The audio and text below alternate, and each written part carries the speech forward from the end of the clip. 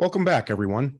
My name is Mark Gerencer, and I'm chairman of the board of Business Executives for National Security, or BENS. And now you're going to hear a panel comprised of 3 BENS members. And they're not only BENS members, they're also directors on our board. BENS is an organization of about 420 CEOs and C-suite executives who have a genuine interest in national security. Most of our members are in the commercial sector, and they bring a commercial lens to view national security problems. And as such, they tend to bring a little different perspective and try to make our national security enterprise a little stronger. Seated right next to me is Ed Kania. Ed is managing partner of FarField Partners and also the co-founder of Flagship Pioneering, which is a leading life sciences and venture-based firm in Cambridge. He's been in the venture business since 1983 and invested in more than 100 companies, creating an enterprise value of over $10 billion.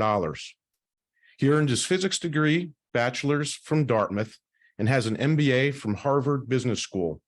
When he was at Dartmouth, he was a 2-time All-American and actually sent some of the college records in terms of his in track and field. Next to Ed is Sam Cole. Sam is the managing partner and co-founder of Stonecutter Ventures, which builds companies that combine disruptive business models with enabling technologies. He also has been the executive vice president of e-exchange at the State Street Bank. And prior to that, he was a chief operating officer, so he has a wealth and full range of experience. And even before that, he was with McKinsey & Company. Mr. Cole received his BA in government with honors from Harvard University and an MBA from MIT's Sloan School of Management. He also has an MA from the Fletcher School of Law and Diplomacy at Tufts. Next to Sam is Frank Finelli, the managing director at Carlyle, who focuses on the aerospace and defense industries. Prior to joining Carlyle, Frank had served on the Senate Armed Services Committee and the Senate Select Committee on Intelligence. And as his last tour of duty in the Army, he was a special assistant to the chairman of the Joint Chiefs of Staff, where he actually helped conduct the first QDR, or Quadrennial Defense Review. Frank holds 2 master's degrees of science, one in finance and the other is in ops research from the Sloan School of Management at MIT, and has a master of arts in strategy from the U.S. Army Command and General Staff College. Now, what you're going to hear today, all throughout the day, are a number of improvements that are going to be made to our defense industrial base as it applies to the Cyber, Land, Air, Sea, and Space Summit. However, our view at BENS is improving things just doesn't go far enough. While there's a lot of value to improve it, we believe the United States needs to leverage our free market enterprise ability to outperform China and other competitors. Specifically, our defense industrial base needs to fully leverage our clear strength, which is the U.S. financial marketplace. So accordingly, BENS has launched an initiative to forge the next defense industrial base for a stronger, more capable military, a better defense, and a more effective national security enterprise. We call this the Future Industrial Network. And I'd like to turn it over to Sam now to explain what has BENS done so far, Sam, and where are we going? Great. Thank you, Mark. So the Future Industrial Network is basically an effort designed to positively influence the U.S. and allied defense industrial base and move it away from sort of the World War II era industrial focus to a broader, much more dynamic future industrial network. And what we mean by that is transformations in human capital, transformations in how we scale industrial infrastructure, leveraging the prize of our country, which is the capital markets, to scale innovation over time, and also to ensure that we're partnering well with our allies in doing so. BENS has undertaken an effort. We have a framework which is all about informing, partnering, and then achieving impact. We've developed a body of intellectual capital, starting with an article by General Votel and the Honorable Hondo Geertz, focused on forging the industrial network. We've also created 2 pieces on leveraging capital markets and mid-market company innovation.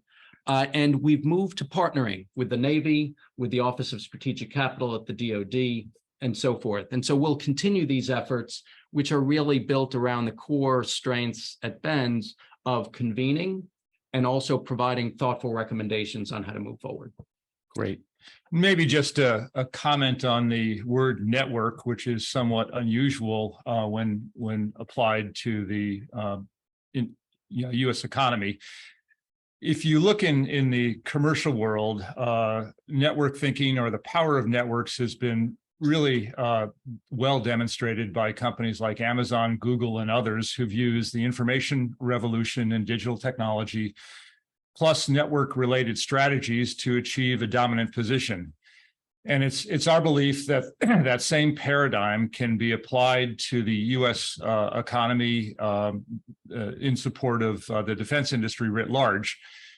And you'll hear from us in different ways today that despite China's problems today, we are actually very impressed with some of the accomplishments that they've managed with the civil-military fusion approaches and strategies that they have. And this idea of a network applied to the economy at large really represents our estimate of the best strategy, the best vision for the U.S. to leverage this significant strengths it has and to make itself a more potent competitor, a more potent participant on the world stage. Great. Thank you, Ed and Sam. I guess I'm going to go over to you now, Frank, and I'd like Ed and Sam to elaborate if they wish. Let's explain to our audience why it's important to have this reimagined industrial base and this spin. Why does it matter? Well, thanks, Mark. Simply put, it matters because America's defense industrial base of today is not keeping up with the industrial base of China. And so this is why we need this reimagined framework that brings an additional commercial capability that complements an expanding technology base and broader capability base in the traditional industrial base that we have.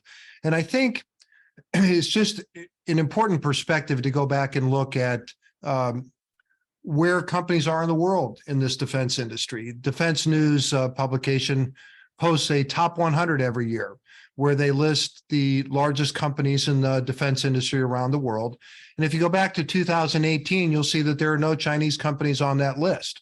Well, that's undoubtedly because the data was not available at that time. But if you move forward to 2022, in that top 20 of the 100, there's 8 US companies and there's 7 Chinese companies. But what caught my attention is that the total revenue of those 7 Chinese companies is 30% larger than the top 8 US companies. And so not only has the US lost an industrial scale capability to the Chinese, it demonstrates that the Chinese have developed an approach where they can set up their companies in the defense industrial base to be dual use, serving both commercial markets and the defense marketplace in a way that is very complementary with each other. Now, I think to go further, this reimagined future industrial network has to be able to provide for both America's defense security and our economic security. And this is a really important point. It has to not only be able to do the research, the design, the development, the production, the sustainment of all the military equipment, but we also have to be able to compete in commercial areas where we're currently disadvantaged, whether it's the domains of global logistics, telecommunications, advanced networks, space operations on the product side, but also in services relating to artificial intelligence and machine learning, for example. So this is where the US and China are in competition economically, in addition to the competition from a military perspective. Thanks, Frank. Sam or Ed, any additional points? Maybe just to observe that we are inherently optimists and forward lookers in our view. And while we're going to talk about some of the problems, and the problems in the military industrial complex have been well documented by lots of groups over the last years, our focus is really on trying to bring together disparate groups, disparate thinkers, and sort of promote solutions. So that's what we're going to be talking about today, is not actually just the problems, but how we think the U.S. can effectively leverage its strengths and do better in the future. I would just add one quick comment, which is the Chinese term that's sort of a civil military fusion strategy. And I think there's a great opportunity for the United States, and we have historical precedents for it, for us to affect our own civil military strategy as well, using distinctly American characteristics that are built around innovation, our capital markets, our entrepreneurs, our ability to scale infrastructure. Frank was exactly right around the proportional differences right now between the US and China. China has the ability to scale innovation at much lower cost and a much higher velocity than the United States. The question is, how do we achieve that? And that's partly about getting into the PPBE process, which is the planning, programming, budgeting, and execution process, and removing the rigidities and limitations. It's partly about leveraging, really truly leveraging our capital markets in the way the DoD hasn't. And it's also about private sector collaboration with the DoD, which has proven more challenging over the past couple of decades. Great, thank you. You mentioned leveraging our capital markets. Why don't we take a moment to explain how big are those capital markets, and is that a real advantage for the United States? Yeah, go on. So the U.S. capital markets exceed $50 trillion. We're talking about public markets and our private markets. These are very sophisticated, deep, highly liquid markets, which are capable of funding opportunities as the markets see them, which is to say they're chasing the highest return opportunities. So if the opportunities present themselves, the capital is there. When you talk about infrastructure, for example, and you look at our 4 public shipyards, and you look at the Chinese who have 11 shipyards, one of which has the capacity of our 4 public shipyards, questions arise like, how do you invest in infrastructure? Well, we have more than $1 trillion sitting on the sidelines in the United States in both debt and equity, which is ready to go at these opportunities. So the capital markets are there. They're highly sophisticated. They're very liquid. They're staffed by an incredible number of highly capable professionals. And they're there waiting for the DoD, for the US government to take advantage of them. Part of what we're trying to do at BENS is to create the transitional vehicles and the communications and make sure there's alignment for the government and the capital markets to come together. And I think the diversity of tools is quite impressive, Mark. There's a broad range of equity solutions that can be applied, as well as credit and credit guarantees. And that gives the users or the accessors of this capital a lot of flexibility in terms of how they would want to structure projects for private capital market funding, and how they would adjust the risk return characteristics. And again, to emphasize Sam and Frank's point about the scope of the capital markets, many people traditionally think about venture capital as a key fulcrum in the capital markets. It's actually a relatively small piece of the overall US $50 trillion. It's an important piece. It's one that I believe deeply in, but honestly, the U.S. needs to go beyond just venture capital. It needs to continue supporting venture capital, but needs to go beyond venture capital as it thinks about moving forward and addressing some of the challenges. As you can hear from my colleagues, BENS has a bias, and it's a bias for action. We are comprised of executives who need and want to do things, and we have a bias to get things done. And that's the way we're presenting things, and that's the way we look at things. We often say we're not a think tank, we're a do tank. We get things done. In doing this and in researching this and putting our work together, we've come across some myths. I'm going to hit one now because it relates to this. Sometimes folks in the government see capital markets as just venture capital that want to make a quick profit and leave the DoD in a lurch. I'd like you guys to help debunk that myth or clarify that point, because I think that's one of the barriers we have to overcome to make a lot of this work. Anybody? Go on. Go ahead. Sure. Just to expand on what I said, the capital markets are much larger than venture capital. But even looking at venture capital, it's a very, very diverse, heterogeneous group. I'm currently investing out of my family office. We've got really a 2-decade perspective on investments that we make. So very, very long term. In my professional career, institutional career with Flagship Pioneering, the typical life of a single investment that we made was between 7 and 10 years. So there's large swaths of the capital out there that take a long-term view on value development and value realization. And although there are some spectacular examples of people who've made money by seeking to make money, the genius of the U.S. venture capital system is it actually tends to reward those who first and foremost try to solve important problems for society, for consumers. And you look at the greatest entrepreneurs and many of the most impactful success stories, they were driven by people who just wanted to make a difference. So, yeah. Mark, I think another key characteristic is that these markets are very deep and they're competitive.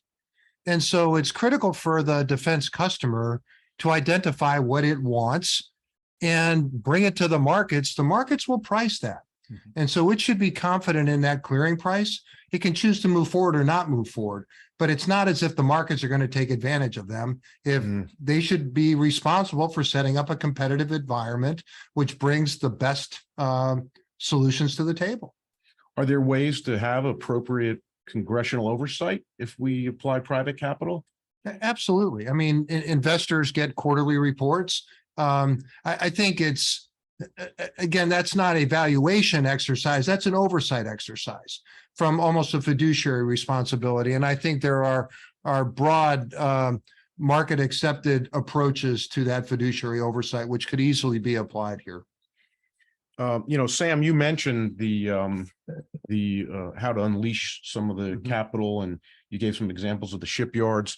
Are there any examples that we could look back on that might serve as a proxy for how we could think about it that have happened, like with this fusion that China seems to be doing so very effectively? Yeah, I actually think we don't even have to look back. We could just look to today. And if you look at the Inflation Reduction Act, for instance, the Inflation Reduction Act provides for a variety of sources of funding, loans, loan guarantees, tax credits, et cetera, for the alternative energy industry. That's coming out of DOE to some extent, the Department of Energy to some extent out of Commerce. And you see in the United States what they're calling now the battery belt, this swath of manufacturing facilities across the South and the Midwest that are starting to emerge around alternative energy. If you look at the CHIPS and Science Act that was also passed, which had to do with semiconductor fabrication, the Department of Commerce has constituted a team of actually outstanding professionals, largely from the private sector, some from the civil service as well, who are essentially investing billions of dollars in loans, loan guarantees, tax credits, et cetera, to catalyze the construction of semiconductor fabrication plants in the United States and bring that industry from a manufacturing standpoint back to the U.S. There's also the Infrastructure Act, which was passed at the beginning of the Biden administration. There is, again, coming out of Department of Commerce, the administration of the expansion of broadband, which is happening to underserved communities, both in the rural areas and in cities.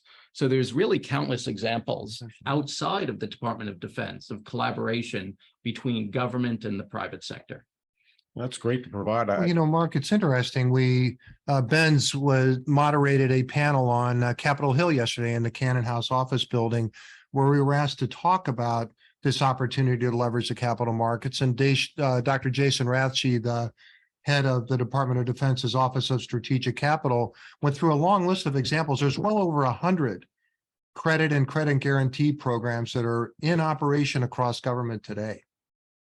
Well, that's super to hear. So it seems like we're trending right, but are we trending fast enough? Frank? Again, this is an excellent question. And Mark, it really is about the competition with China. And I Yep. can't overemphasize the dual nature of this. It's economic and it's defense competition. And perhaps I can comment for just a second about how China has enhanced its economic security and why that matters to America. Let me just highlight kind of three areas. First, if you take a step back, China has a whole of nation global industrial strategy focused on food, energy, and critical materials. The critical materials piece of it is really important. And if you go back, you look at this Belt and Road Initiative that they had, which is widely criticized. But I think people don't realize at the end of the day, the Belt and Road Initiative has nearly 150 binding financial agreements between affiliates of the Chinese government, let me just say, or the Chinese Communist Party, and nations all around the world, many of whom are quote unquote America's partners. Now, those binding financial agreements are collateralized by rights to critical infrastructure assets in those countries. And a lot of those projects are not going well. That's been widely reported. But if those agreements default, China routinely amends and extends those agreements to get even more infrastructure rights. And in some cases, they are now requiring those countries to settle their commercial transactions in Chinese yuan instead of US dollar, which is undermining the dollar in international foreign exchange markets. Secondly, we've just seen in the last month from the conference in South Africa, the expansion of the BRICS to add 6 more members. What's important about those 6 new members is it includes Argentina, which is a leader in the world's export of lithium, very critical to the energy transition in America, as well as oil producing nations of Saudi Arabia, United Arab Emirates, and Iran, all of whom are selling or willing to sell their oil in Chinese yuan, not US dollars. And then third, China really does have an advantage in certain areas of critical materials, as I mentioned, whether that's rare earth elements, the materials that go into batteries, solar panels, so on and so forth. But they also, in their telecom champion Huawei, are a world leader in 5G.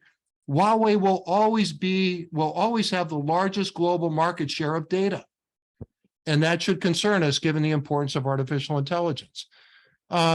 Commercial nuclear is another area where China has advanced technology, some of the most advanced in the world, based on trips that Ben's had to Idaho National Labs, where we were briefed on this. And they operate terminals in over 60% of the world's largest ports. Meanwhile, the United States does not even have a standard 5G offering. Not one of the top 5 commercial nuclear providers in the world is US owned. And now countries all around the world are accepting nuclear power as part of their base generation capability. Every one of those nuclear power agreements is a 40-year strategic agreement. And that's what China's looking for. And then lastly, there ostensibly is no US-owned port capability overseas. These are areas where the United States has a significant disadvantage that has to be addressed. It sounds like we're not moving fast enough. We're scary. not. That's really scary. Well, I guess there are a lot of things that have to happen for us to be successful with this reimagined and industrial base. We mentioned some of the barriers. What other barriers do you think we have to overcome? I mean, there's the perception, on the Hill, there's the perception just from DOD and maybe culture, but what other barriers do we have to knock down to make this happen so we can get on our way?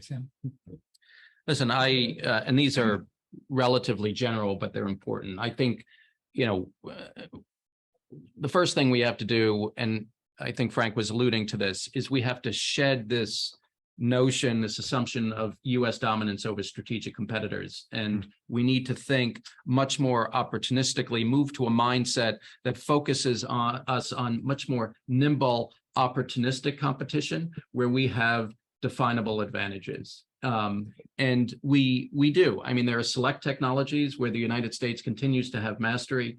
There is, as we mentioned continuously through this, our capital markets, which are vast, deep, highly liquid, our ability to mobilize capital. The dominance of the US dollar remains striking. I think, Frank obviously alluded to that being under threat, but Our dominance there is a huge source of strategic advantage. We need to reconfigure our industrial system to scale innovation. And this might be a controversial point of view, but we're not lacking for innovation in the United States. There's plenty of innovation. The issue is, how do you get across that proverbial valley of death?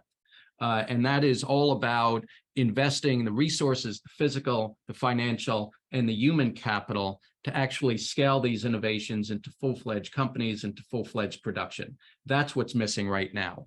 The DoD has to move beyond contracts as a signal of demand. Right now, you sign a contract, okay, that catalyzes the production of an innovation. We have to move beyond that and create earlier signals that that these innovations are going to be important to the Department of Defense, and start building on those. We need to also find and deploy technologies from all sectors of the economy.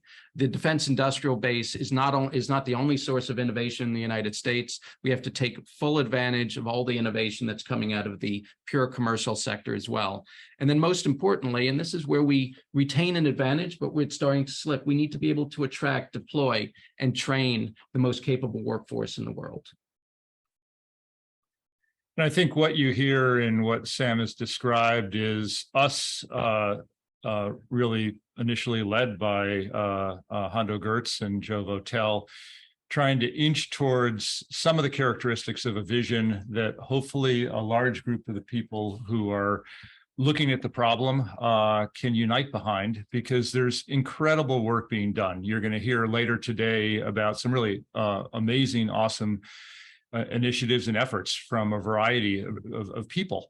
But our contention is that there's this fine balance between understanding that we have a problem and that there are things we need to begin rapidly addressing, and the optimism that we can actually make a difference. The U.S. has done spectacular things in its deep past, in its recent past. The Manhattan Project, going to the moon, Operation Warp Speed was truly remarkable.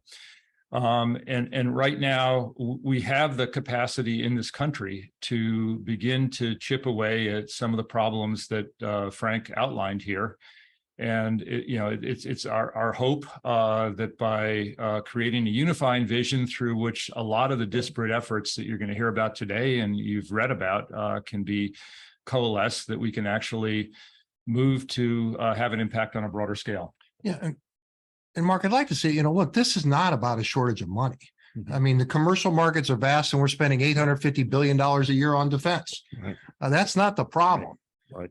The problem is that defense money is constrained. Sam mentioned the planning, programming, budgeting, and execution system. What that essentially means is that if you identify a key requirement, it's probably 24 to 30 months at the earliest that you can get cash. And as Ed can tell you, in 24 to 30 months, these new technology firms are either gone or they're unicorns, right? I mean, they've either made it or they're gone. The second part is we have to develop more agility in the contracting processes. So much of this money is locked up. It's not addressable. We have to have off-ramps for companies that aren't performing. We need to have on-ramps for companies that are bringing solutions that are embracing advances in technology. Yeah, I think you all are raising very good points that need to be addressed. And as I think back, it seems to me, as the examples you noted, Ed, we almost need to have a vision and a movement, a campaign to really get this done. And, I think back in 1957, the Russians launched Sputnik, and they were ahead in the space race. And we responded by basically creating DARPA, and then we got ahead in the space race. And I look at China, the CCP. They had their Sputnik moment in AI, for example, in 2016, when the company AlphaGo took on the reigning Go champion. Go is the ancient game that's played in China. It's the oldest board game known to man. More moves than chess. And Lee Sedol was the reigning champion, and AlphaGo beat Lee Sedol 4 out of 5 times. That was their Sputnik moment for AI. And what they realized was it's not just the AI algorithms, it's the data. Got to get the data. So, but it seems to me that we've been behind before, and we probably have an opportunity to lurch ahead. We have to fix some tactical things, but we almost need a movement of sorts to really get there. And I'm wondering, is that movement, can that be created by industry, or does that have to be created by government, or is it diffusion of those things that we were just talking about? And how could we catalyze that? You have any thoughts about that?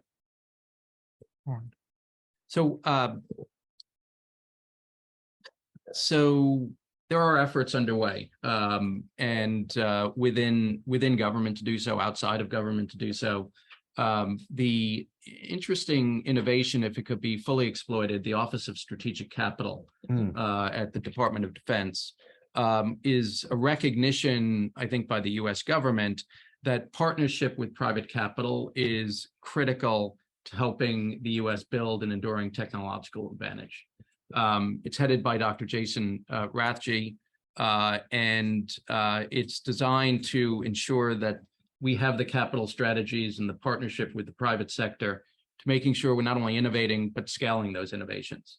Now, there are two things that are critically important, I think, to make it work. The first is that it is, in fact, partnering closely with the private sector in order to affect the kinds of changes that I just described. But two, that it is developing approaches to financial professionals and to the financial markets that actually incentivize investments. And it's important, I think, that members of the U.S. government understand what is required to actually bring capital to the table. And the capital markets and the financial professionals have to have trust in those approaches.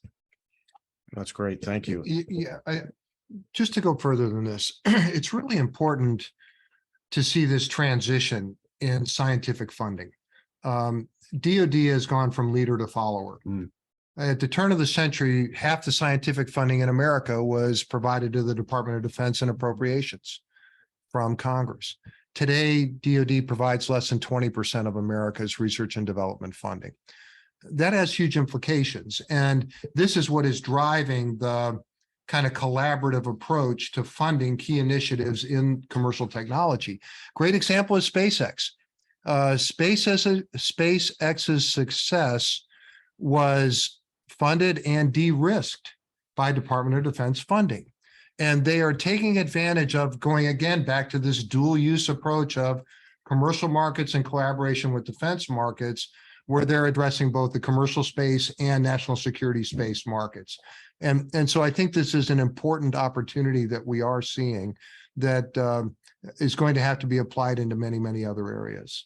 Yeah, I would think the de-risking dimension would be huge in terms of unleashing private capital for investment. I mean, that's got to be key. And again, Mark, I come back to the speed issue.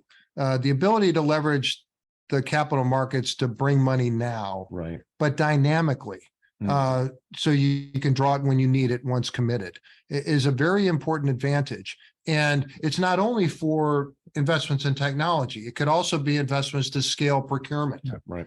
It could also be investments to address those infrastructure shortfalls that are impeding readiness, whether it's readiness across our ships and submarines has been widely reported recently, or challenges in combat vehicles, aircraft, communication systems, you name it.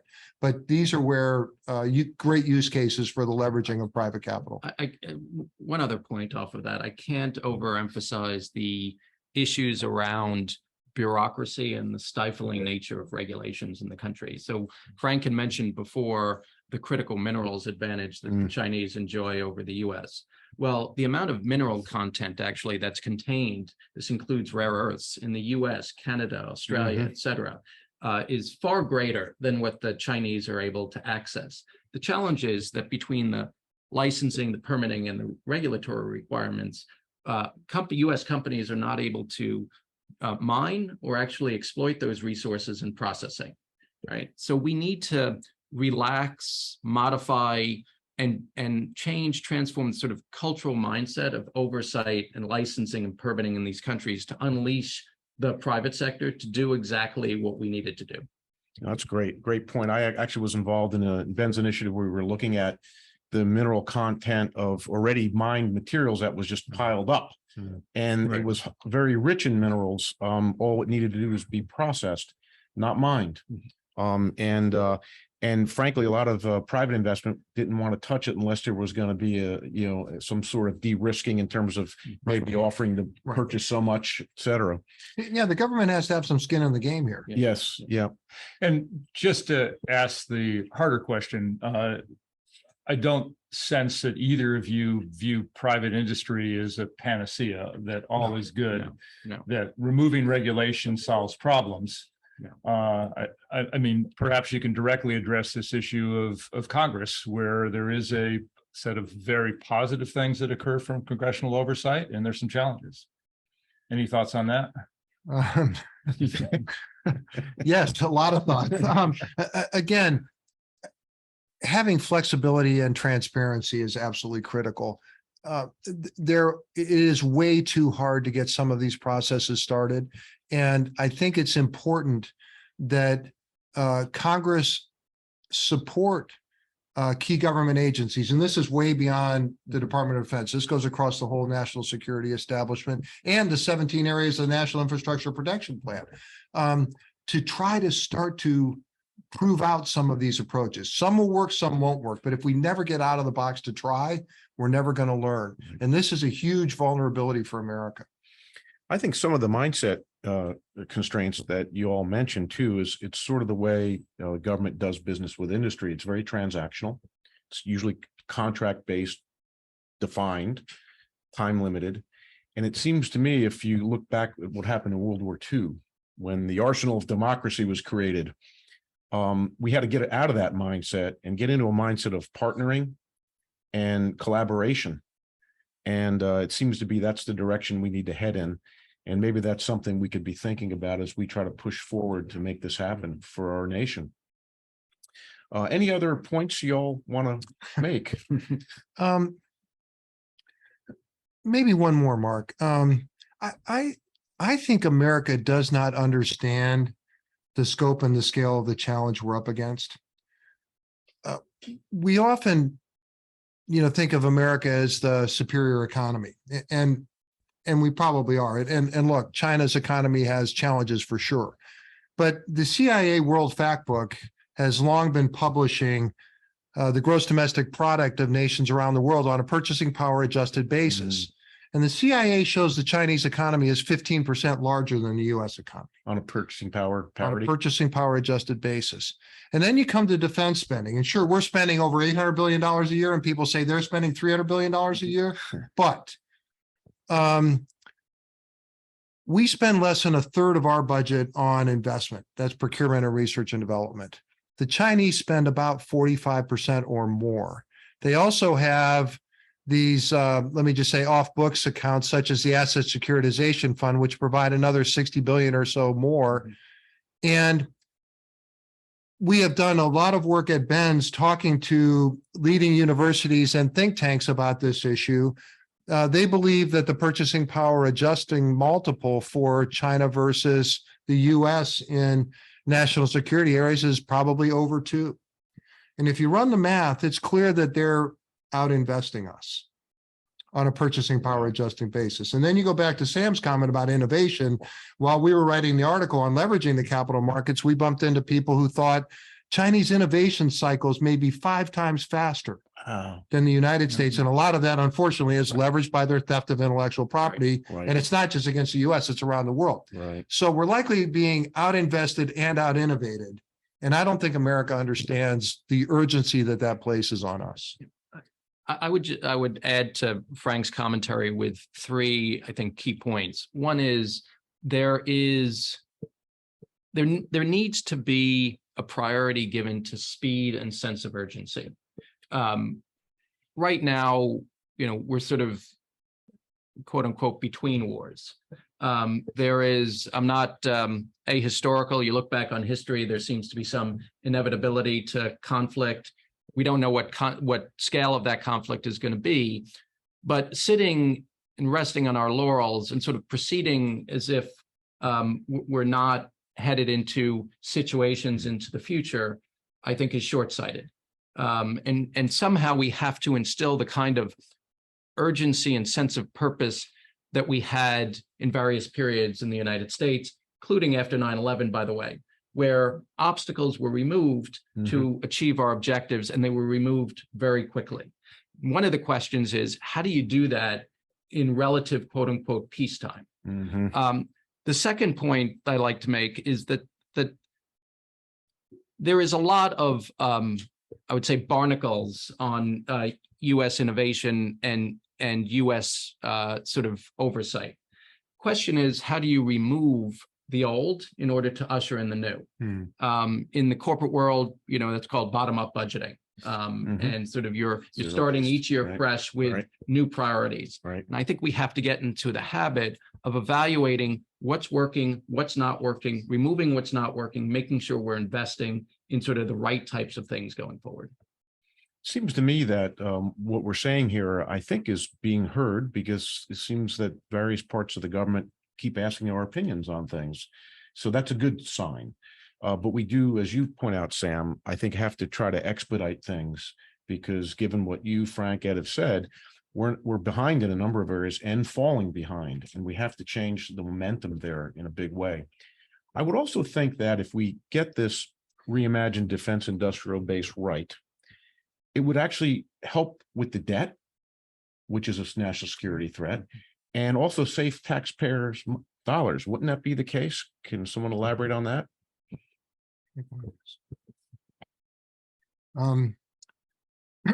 I think it certainly can serve to focus investment and get bigger bang for the buck, if you will. That should lead to a more efficient allocation of capital. We should have less waste in government spending. And I think this can align interests more effectively so that the funding really is going towards the highest priorities that would be complemented then by traction in the commercial marketplace. And I think this is something that can't be underestimated. I think we're going to have to see more probably dual use approaches here. I mean, the fundamental nature of this commercial technology that is being developed today, again, and recognizing, going back to DoD being less than 20% of the scientific funding in America, this commercial tech, it's fundamentally commercial technology. Yep. And Ed, maybe you can talk a little bit more about it because you've seen it so much closer, but it's the adaptation of that commercial technology to defense, which should shorten these design and development cycles. So there are a number of potential areas of efficiency. One is in this whole dual use technology area, where in fact the private sector is investing massively to develop technologies that will be critical for not only the defense industrial base of the future, but for the economy of the future. So as Frank has said, that's a tax, a burden on the American people that private sector has picked up and is doing. More broadly than that, I think the type of attitude, nimbleness, learning focus, and investment in core infrastructure leads to enormous efficiencies. Frank has pointed out that 40% of the U.S. submarine fleet is reportedly sidelined while it's waiting for maintenance. From a business point of view, that's an astonishing statistic. And there are ways through investing in infrastructure that we can address that and get more bang for the buck from what we have, which again is a key driver of efficiency. So while I don't think we've looked at this as primarily an approach to balancing budgets and dealing with deficits inherently, when you run yourself better, when you utilize your resources better, which is what this concept of a network with multiple nodes is all about, you should be achieving better results for a lower cost. There's also efficiencies, and I'm going to reiterate this theme, there's efficiencies that come with speed. I'll give you one example, the Navy's SIOP program, which is designed to improve the Navy's public shipyards, the 4 public shipyards. As they're going through each of their individual projects, their initial cost estimates are sort of below now where they're running from an execution standpoint. And the Congress and the Navy envision investing, I don't know, $20 to $25 billion over 20 years. If you're thinking in that sort of scale of time, inevitably you're going to have multiples of dollar overruns. Mhm. And so the question really should be not how we're investing 20 to 25 billion over 20 years, but how do we invest 30, 40 billion over 5 years to shorter cycles to both improve the existing shipyards and build new shipyards, achieves the objectives of building the kind of capacity we need, and ultimately at a much lower cost. Sort of like moving from the software development waterfall process to the iterative agile process. I understand. Gentlemen, what didn't I ask you that I should have? Mark, we should talk about another area where Benz is providing a lot of thought leadership, and that's in human capital management. Oh, yes, please. Sam, you mentioned this up front. did. America really has a challenge for sure. Not sure what this manifests itself into, but we are not developing enough technical talent. And this is certainly manifesting itself in the commercial marketplace. But the other aspect of it is what we're seeing in military recruiting. And it's not only the shortfalls in military recruiting in the Army and the Air Force and the Navy, it's also the difficulty in hiring the Department of Defense civilians and those that serve in the reserve components, the National Guard and the reserves, that are so important for the integrated security of America. And we are seeing commercial companies adopt much more advanced recruiting processes where they're leveraging advanced analytics. This qualified pool of candidates is small. Probably only 20 or 25% of the young Americans can qualify to serve in the military today. The challenge is that a lot of people want those 20 or 25%. They're valued in the commercial sectors, they're valued in the intelligence community, and they're valued by the military. And the fact of the matter is the military's recruiting processes are too slow. They need to develop more velocity. You can leverage advanced analytics to get that velocity, but we're being outcompeted in that. And so, by the time a great candidate, by the time the Army assigns a recruiter to a great candidate, the intelligence community is already hired, right? We've got to fix that. Yeah, that's a good point. I think there's a premium that needs to be placed on education. And by that, I mean, in this context, there's a general issue with education in the country, which is related to Frank's point about human capital. But there's an education issue as it pertains to the kinds of issues that we've been discussing today, vis-a-vis private sector and government. Over the last 20 to 30 years, the chasm between these two sectors, very valuable sectors of our society, that chasm has grown. It used to be that there was a lot more interplay, a lot more public-private partnership, fewer legal barriers between communication that needs to occur, which is not to say that we shouldn't be obviously ensuring that we're avoiding the kinds of conflicts of interest that could compromise integrity and public trust. But there needs to be on both the government side and the private sector side a much greater understanding of how these two entities operate, why they exist, and how each could add value to the other. We mentioned, Frank and I and General Votel mentioned in the paper on leveraging capital markets, that one of the items, one of the priorities should be to provide financial education to selected members of the DoD, maybe in the contracting arm of the government, so that they understand how the markets work, how to interplay with financial professionals, to give them analytic and financial modeling skills and so forth. So when these discussions are being had around Navy PSYOP and many other sort of discussion points, that there's a common vocabulary and a common understanding across both government and private sector. That would seem to be an important lubricant to make the two parties work well together, correct? Yes, indeed. Yeah, sort of just building on that a little bit,